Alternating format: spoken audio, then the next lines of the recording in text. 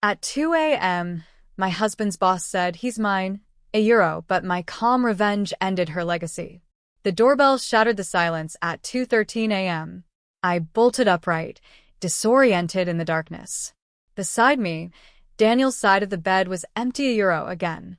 The doorbell rang a second time, followed by insistent knocking that seemed to vibrate through our entire townhouse. "Coming," I called, voice raspy with sleep. I grabbed my robe, heart pounding as I hurried downstairs, mentally cycling through worst-case scenarios. Daniel in an accident. His parents. My sister. I flipped on the porch light and peered through the peephole. The woman on our doorstep was the last person I expected. Audrey Fitzgerald, CEO of Lumina Technologies. My husband's boss. When I opened the door, the scent of expensive perfume mingled with whiskey wafted in with the cold night air. She stood there in a black designer suit, not a hair out of place despite the late hour. Only her slightly unfocused gaze betrayed her inebriation. "Where is he?" she demanded without preamble. "Excuse me?" I pulled my robe tighter. "Do you know what time it is?" Audrey laughed, the sound brittle in the quiet neighborhood. "Don't play coy, Mira. Daniel isn't answering his phone." "He's not home," I said, increasingly confused. "I thought he was working late. At your office." Something flashed across her face, €1, surprise, then calculation.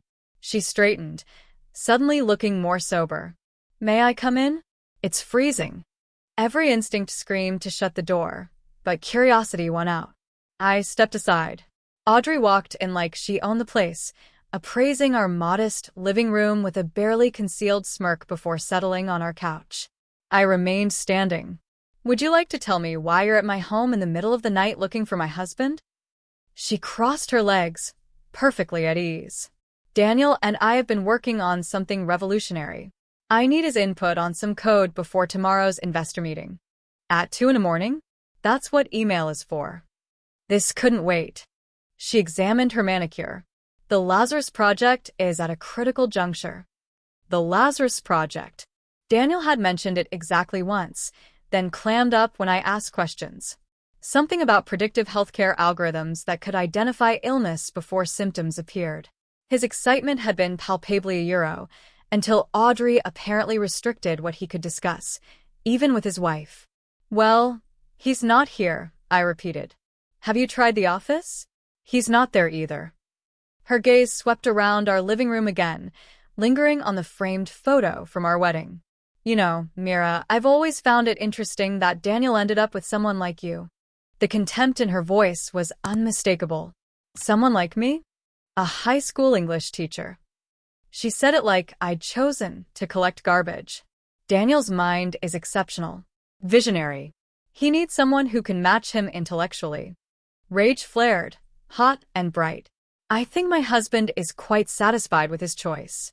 Audrey's smile didn't reach her eyes. "Is he? He spends more time with me than with you. By choice." I forced myself to breathe. "I think you should leave." She stood, smoothing her suit. "The thing is, Mira, you need to understand something." She stepped closer, invading my space. "Daniel is mine. His work, his brilliance, his futura, €1, they belong to Lumina." To me. "Get out." My voice was steady despite the tremor in my hands. At the door, she turned back. "When you see him, tell him to call me. Immediately." She paused. "And Mira?" "Don't get in the way of what's happening at Lumina. Daniel is on the verge of something historic, and I won't let any €1, especially not you €1, interfere with that." The door closed behind her with a soft click that somehow sounded like a threat. I stood frozen in our entryway, her words echoing. "Daniel is mine." My phone buzzed on the coffee table. A text from Daniel. "Sorry, battery died. Heading home now. Love you." I stared at those simple words, suddenly feeling like I was looking at a message from a stranger. Over the next 3 weeks, I watched my husband disappear into his work like never before. Daniel had always been dedicated to his job as lead AI architect at Lumina, but this was different. He left before dawn and returned well after midnight, often sleeping in the guest room to avoid waking me. When we did see each other, his mind was elsewhere, his responses distracted and vague. I tried asking about the Lazarus Project, about Audrey's strange visit, but he deflected. It's complicated, Mira. And confidential. Please don't push this. She came to our house at 2 a.m. She said you belonged to her. Daniel ran his hands through his already disheveled hair. Audrey gets intense about work. She didn't mean it like that. Like what, exactly? Like whatever you're thinking. He sighed. This project could change healthcare forever. Lives are literally at stake. I need you to understand. I wanted to, but something felt wrong. The secrecy, Audrey's possessiveness, the growing distance between us.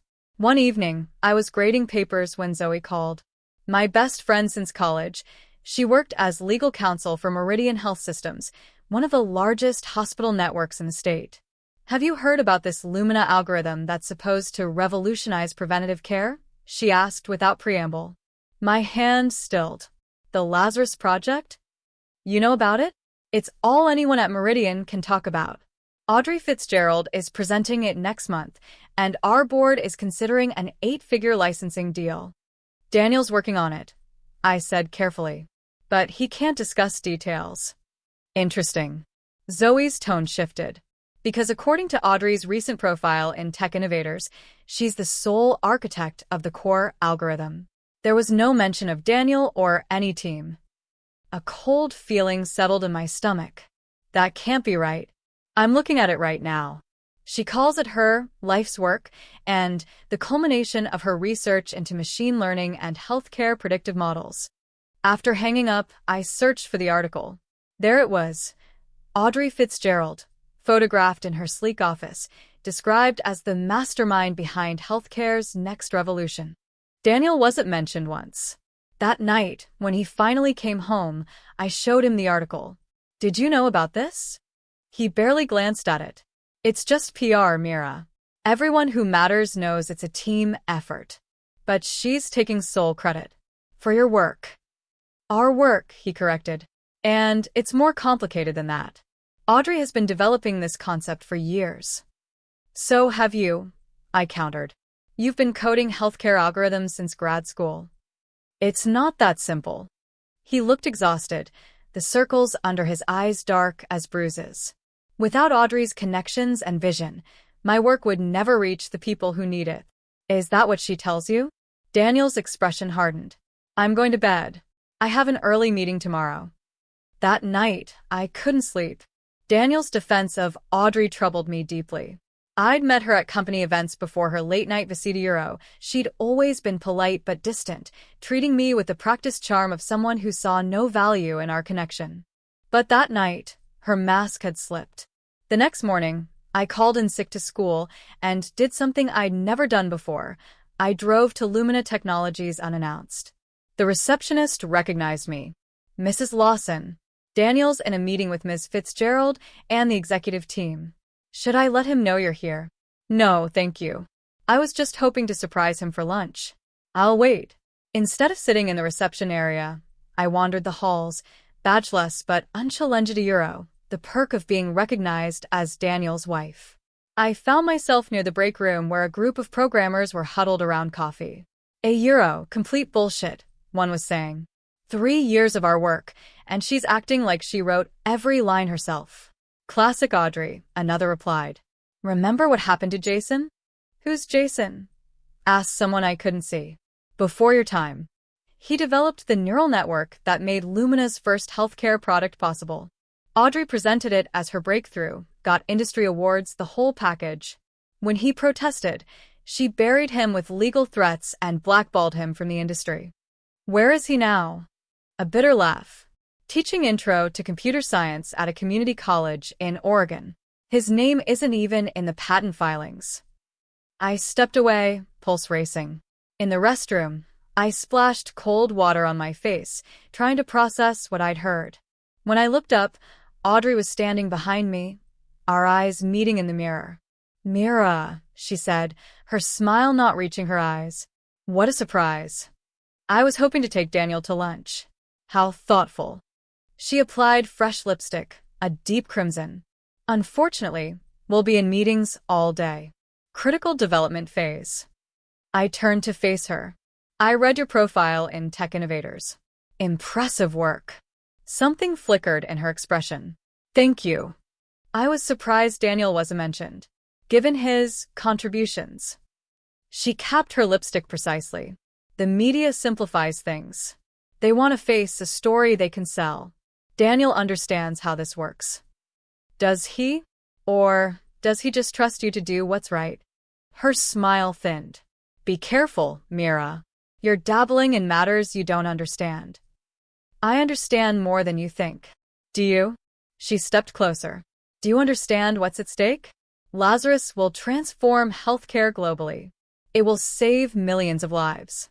It will make history. Her eyes gleamed with an almost religious fervor. Do you really think this is about credit? It's about legacy. A legacy built on other people's work? Her laugh was soft, dangerous. Innovation has always been about standing on the shoulders of giants. The difference is I acknowledge which shoulders to stand on. She checked her watch. Daniel has made his choice to be part of something bigger than himself. I suggest you make peace with that. As she left, her parting words hung in the air. For what it's worth, I'm not the villain you want me to be. I'm just better at playing the game. I never made it to Daniel's office that day. But as I drove home, her words echoed in my mind. Daniel has made his choice. Had he? Or was he just another Jason, another stepping stone in Audrey Fitzgerald's carefully constructed legacy? That evening, unable to sit still waiting for Daniel, I went into our home office. He'd been bringing work home occasionally, and while I'd never invaded his privacy before, something drove me to look deeper now. His laptop would be password protected, but he sometimes used our desktop for overflow work. I found it in sleep mode and woke it up, relieved when it didn't ask for credentials. Most of the files were innocuous Euro research papers, coding notes, old projects. Nothing labeled Lazarus. But a folder titled archive_do_not_upload caught my attention. Inside were hundreds of files, many dated 3 years back, when Daniel was still finishing his PhD while working part-time for Lumina. One document stood out: Predictive Healthcare Algorithm Euro, Original Concept and Framework. Daniel's name was on it, dated 2 years before Audrey claimed to have begun work on Lazarus. I opened email archives next, finding an exchange between Daniel and Audrey from when he was first hired. From Daniel Lawson to Audrey Fitzgerald. Subject: Predictive Algorithm Concept. Audrey, as discussed in my interview, attached is the framework for the healthcare prediction model I developed during my doctoral research. I'm excited about the possibility of developing this further at Lumina, especially with your company's resources and data access. This could transform preventative care as we know it. Looking forward to your thoughts. Daniel. Her reply was enthusiastic, calling his work groundbreaking and exactly what Lumina needs. She mentioned wanting to collaborate closely to bring his vision to life. Collaborate. Not appropriate. I dug deeper, finding more recent communications. The tone had shifted dramatically. From Audrey Fitzgerald to Daniel Lawson. Subject: Lazarus credit structure. Daniel, we've discussed this. The board and investors respond to a clear narrative. As CEO and public face of Lumina, I need to be positioned as the driving force behind Lazarus. Your contribution will be acknowledged internally and compensated accordingly. This is how innovation reaches the market. Your work alone would languish in academic papers. My platform makes it real. EF. Daniel's response was a single line: I need time to think about this. Her reply came within minutes. There's nothing to think about. This is how it works. Don't make me regret bringing you on. The final email in the thread was from Daniel, sent just last week. From Daniel Lawson to Audrey Fitzgerald. Subject: My decision. Audrey, after much consideration, I cannot accept the current attribution plan for Lazarus. This algorithm has been my life's work since graduate school. While I appreciate Lumina's resources in developing it, the core innovation is mine. I've reviewed my contract. There is no clause that allows you to claim sole credit for my intellectual property developed prior to employment. I'm willing to negotiate a fair attribution that acknowledges both your business vision and my technical innovation. I hope we can resolve this amicably. Daniel.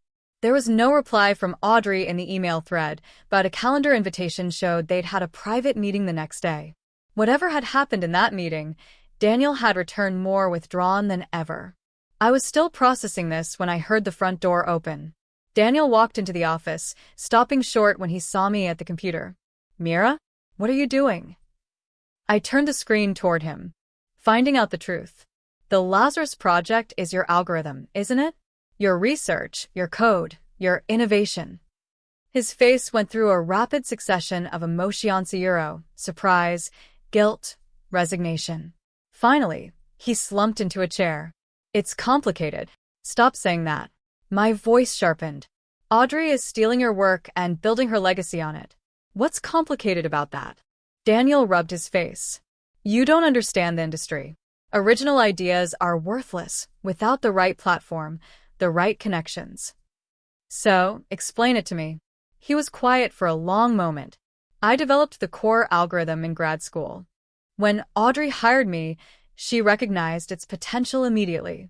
She had the vision to apply it to healthcare data on a massive scale. That doesn't give her the right to claim it as her own. In tech, it's not uncommon for CEOs to become the face of innovation. Steve Jobs didn't code Buteyuro. This isn't about being the face, I interrupted. She's erasing you from the story entirely. I heard about Jason today. Daniel flinched. Where did you hear that name? Does it matter? Is that going to be you in 5 years? Teaching basic coding somewhere while she collects awards for your work. He stood abruptly. I confronted her last week. Demanded proper credit. And his laugh was hollow. She reminded me who holds the power. If I push back, she'll bury the entire project. No one gets credit, no one benefits from the technology. Millions of potential patients lose out. That's manipulation. It's reality. He sank back down. She also made it clear my career would be over. She'd make sure of it. So you're giving up? Letting her win? I'm being pragmatic. His voice hardened. This isn't some classroom moral dilemma, Mira. This is my career, my futuro, our future. The Daniel I knew, principled, idealistic, proud of his work, seemed to have vanished, replaced by someone resigned to being exploited. What happened in that meeting with her? I asked softly. The real story. He stared at the floor. She showed me a presentation. My name wasn't just missing a it was replaced with hers. Algorithms I wrote were described as Fitzgerald's breakthrough method. When I objected, he swallowed. She laughed. Said I should be grateful to have a job. That she could crush me with a single phone call. And you believed her. You don't know her like I do. What she's capable of. I stood up, suddenly resolute. You're right. I don't know her like you do. I moved to the door. But I'm going to. What does that mean? Mira, don't do anything rash. I turned back to him, strangely calm despite the anger burning beneath the surface. I'm not going to do anything rash. I'm going to do something deliberate. They say revenge is a dish best served cold. But that implies a heat of passion that eventually cools into calculated action. What grew inside me was never Hodeyuro. It was a crystalline clarity from the beginning, a calm certainty that Audrey Fitzgerald would face consequences for what she'd done. Not just to Daniel, but to every Jason, every erased contributor who'd helped build her facade of genius. I began methodically, the way I'd approach teaching a difficult text, breaking it down, analyzing patterns, identifying themes and motivations. First, I needed allies. I can't officially help you, Zoe said when I called her the next day. But off the record, Meridian's legal team has concerns about Lumina's IP claims. Audrey's been inconsistent about who developed what. She paused. I could connect you with someone. He used to work for Lumina. Left under bad circumstances. That someone was Eli Chun, former chief technology officer at Lumina. We met at a coffee shop far from any tech hubs. Audrey pushed me out 3 years ago, he said without preamble. When I questioned her methods. Methods. His smile was grim. Appropriating others' work. manipulating talented people, building her myth at everyone else's expense. He stirred his untouched coffee. I've been gathering evidence since I left. Names, projects, patterns. But it's not enough. She's too powerful, too connected. What if we combine forces? I suggested. I have access to proof that the Lazarus Project was Daniel's original concept. Eli leaned forward. The Lazarus Project is different. It's her crowning achievement. The thing that's supposed to cement her legacy. If we could prove she stole that. We can prove it, I said. But we need more than evidence. We need the right moment, the right audience. Over the next 2 weeks, Eli introduced me to others. Maya Thompson, a former Lumina programmer who developed key components of their security software, only to see Audrey present it as her own innovation at a major conference. James Wilson, who'd been forced out after questioning Audrey's ethics. And most valuable of all, Patricia Winterciuro, Audrey's former executive assistant, who'd kept meticulous records of her boss's machinations. She made me schedule meetings that never happened, Patricia explained, to create the illusion she was deeply involved in technical development. She'd have me reschedule developers' presentations so she could review their work first, then present their ideas as her own in later meetings. With each conversation, the pattern became clearer. Audrey didn't just take credit a euro. She systematically created paper trails and narratives that made her appear to be the originator of ideas. She isolated talented individuals, made them dependent on her approval, then gradually erased their contributions from the official record. Meanwhile, at home, Daniel was growing increasingly anxious. Audrey's been asking questions, he told me one night. About you. Whether you've been talking to people about Lazarus. What did you tell her? That you're not involved. He looked pained. Mira, whatever you're doing, please stop. You don't understand what's at stake. I understand perfectly. I touched his face gently. Trust me. For once in this situation, trust someone other than Audrey Fitzgerald. The moment of opportunity came sooner than expected.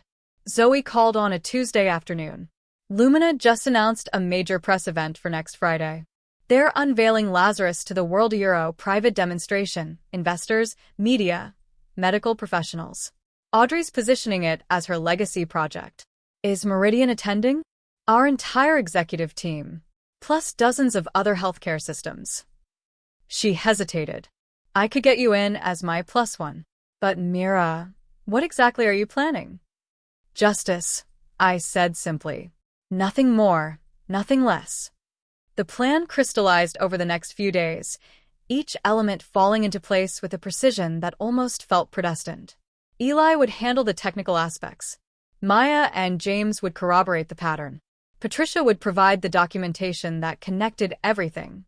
And I would be the catalyst euro, the unexpected variable in Audrey's carefully controlled equation.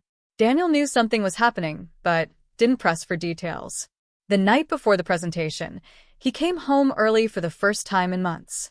We sat on our back porch, watching the sunset in silence until he finally spoke. Tomorrow's the big reveal. His voice was flat. Audrey's moment of triumph. Are you attending? He nodded. Front row. The loyal lieutenant. How does that make you feel? He considered this for a long moment. Empty. Like I've lost something essential. He turned to me. I saw the code yesterday, Euro, the final version of Lazarus. It's beautiful, Mira. It's everything I dreamed it could be. It will save lives, predict diseases before symptoms appear, revolutionize treatment plans. His eyes shone with tears. And no one will ever know it came from me. I took his hand. That's not true. Audrey wins. She always does. Not this time, I said softly. Tomorrow, everything changes. He studied my face. What have you done? Nothing yet. I squeezed his hand. But tomorrow, I need you to do one thing for me. When the moment comes, I need you to stand up. Literally stand up. Can you promise me that? Stand up? That's it. That's it. Just stand. The rest will take care of itself. He looked uncertain, but nodded. I trust you. As he went inside, I remained on the porch, rehearsing each step of what was to come. Not out of anxiety, but to savor €, the elegant simplicity of truth finally taking its proper place. Lumina's headquarters had been transformed for the Lazarus unveiling. The main auditorium gleamed with technical displays and dramatic lighting, the air charged with anticipation. Camera crews positioned themselves strategically.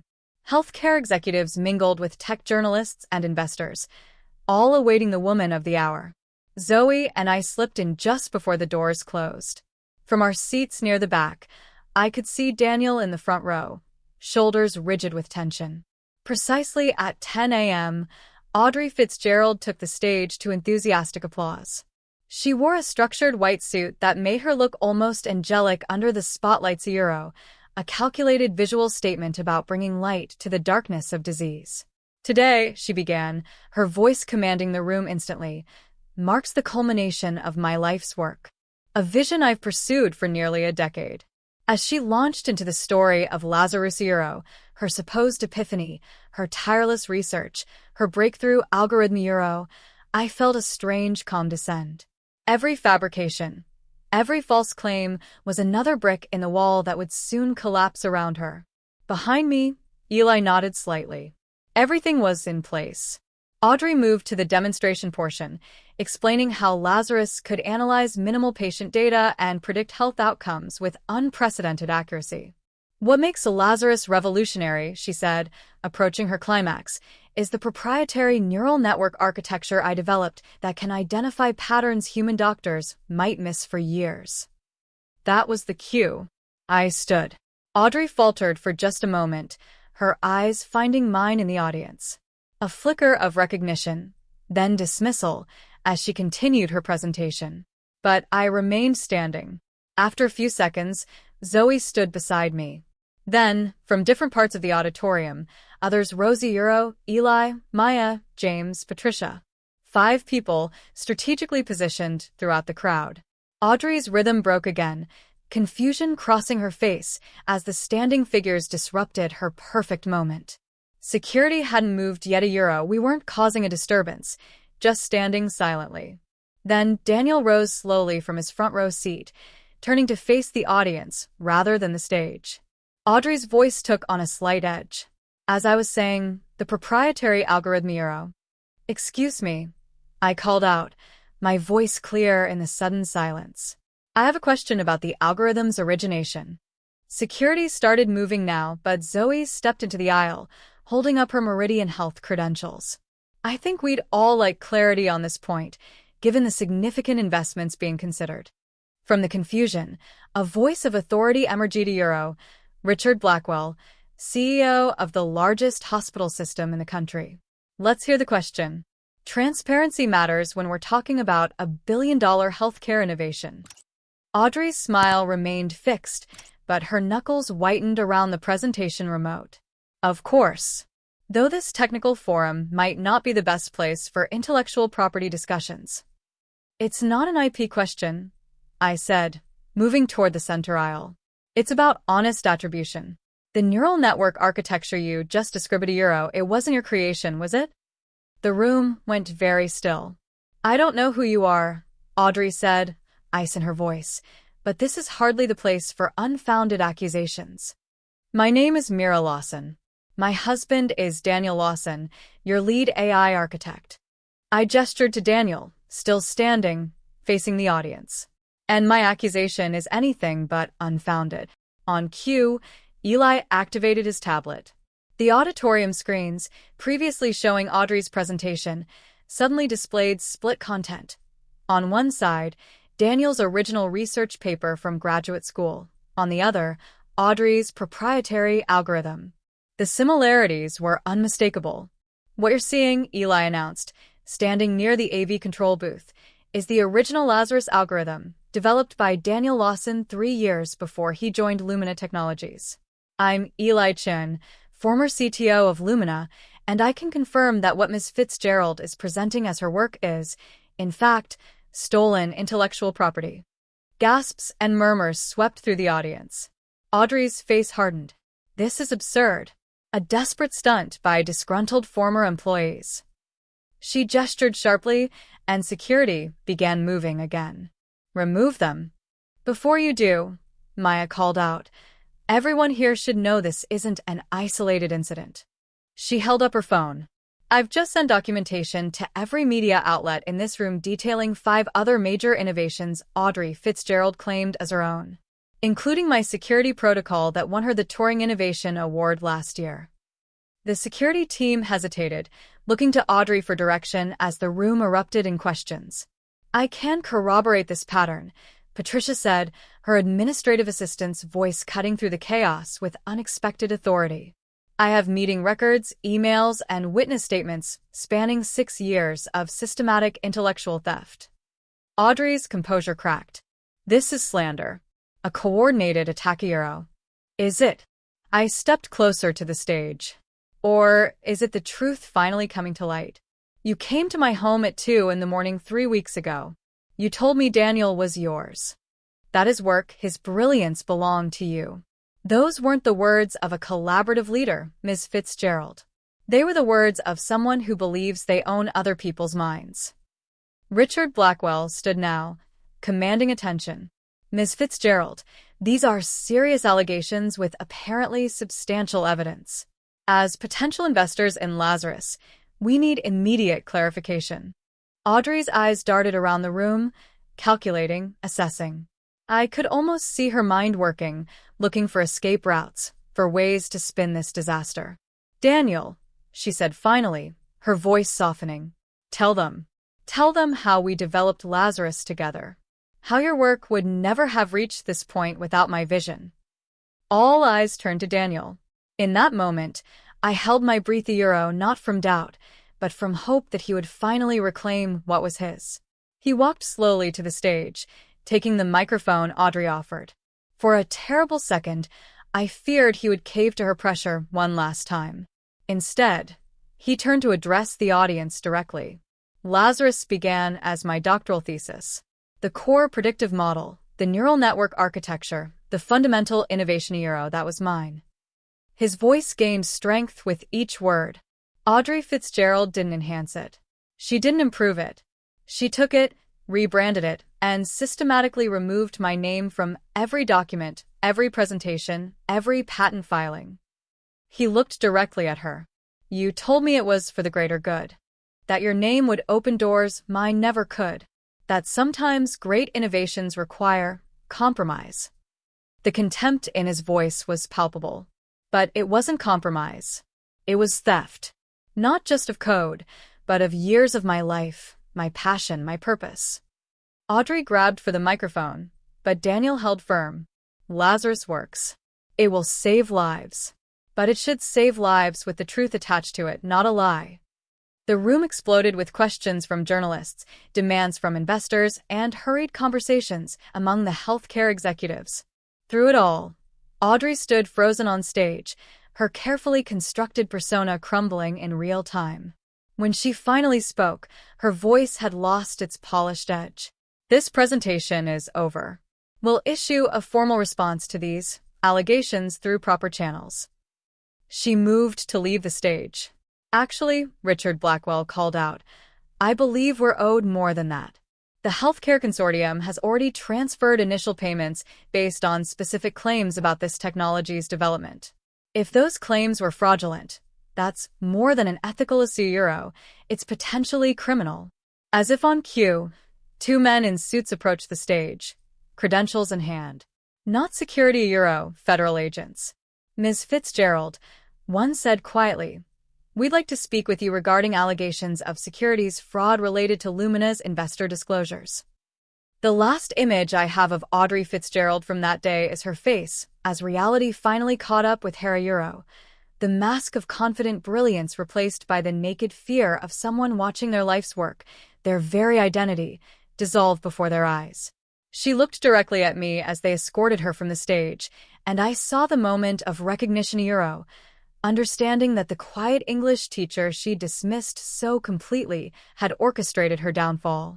Not with malice or drama, but with the simple, devastating power of truth finally spoken aloud. 6 months later, the offices of Horizon Medical AI were nothing like Lumina's sleek corporate headquarters. Housed in a renovated industrial building, the space was open, collaborative, and humming with purpose. I watched from the doorway as Daniel finished his presentation to a group of physicians and developers. The Lazarus Project Euro, now renamed Aurora Euro, was moving into its first major hospital trials. On the wall behind him, a simple plaque listed every contributor to the technology, from senior architects to junior programmers. The difference between prediction and prevention is human intervention, Daniel was saying. Aurora gives doctors time they never had before, but the healing still comes through human hands. As the meeting broke up, he spotted me and smiled Euro, a genuine smile that reached his eyes, so different from the haunted expressions I'd grown accustomed to during the Lumina days.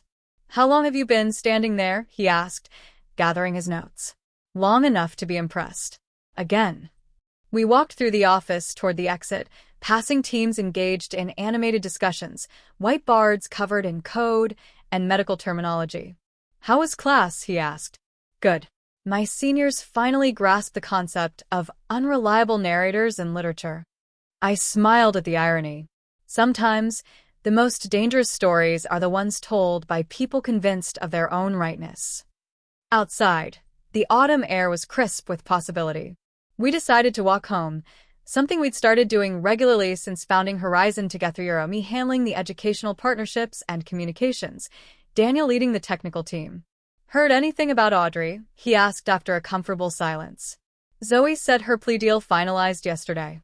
Reduced charges in exchange for returning investor funds and relinquishing patent claims." I shrugged.